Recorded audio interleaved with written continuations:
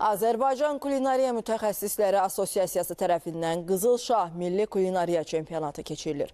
Tədbir Dövlət Turizm Agentliyi və Azərbaycan Milli Kulinariya Mərkəzinin dəstəyi Ümumdünya Aşpazlar Cəmiyyətləri Assosiasiyasının tərəfdaşlığı ilə baş tutub.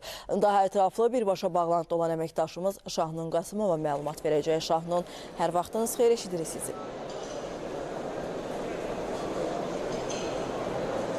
Bəli, bugün Bakı Expo mərkəzində sərginin artıq ikinci günüdür.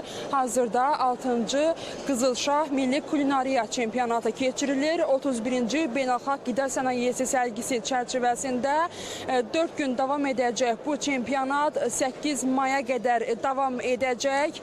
Qeyd edeyim ki, bu yarışda ümumilikdə 200 iştirakçı qatılıb yarışa, 73-ü xarici qonaq, 18-i münsiflər heyətinin üzvüdür. Yarışlarda Türkiyə, Qazaxıstan, Özbəkistan, Pakistan, Serbiya, Rusiya, Belarus, Rumıniya və digər ölkələrdən komandalar iştirak edir. Bu ölkə çempionatın proqramına fərdi aşpaz kateqoriyaları, şirniyyatçılıq sənəti, komanda yarışları və gənclər kateqoriyaları daxildir.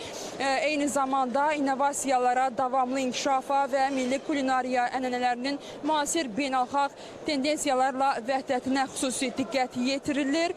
6-cı Qızıl Şah Milli Kulinariya Çempionatının münsiflər heyəti Amerika Birləşmiş Ştatları, Böyük Britaniya, İsveç, İtaliya, Almaniya və digər ölkələrdən olan lisenziyalaşdırılmış beynəlxalq hakim aşpazlardan ibarətdir. Qızıl Şah Çempionatı kulinariya sahəsində yeni istedadların üzə çıxarılması, təcrübə mübadiləsi və Azərbaycanın gastronomiya mədəniyyətinin beynəlxalq səviyyədə tanıdılması üçün mühüm platform olaraq inkişafını davam etdirir. Hazırda yarış davam edir. Bizim sizə çatdıracaqlarımız isə bu qədər.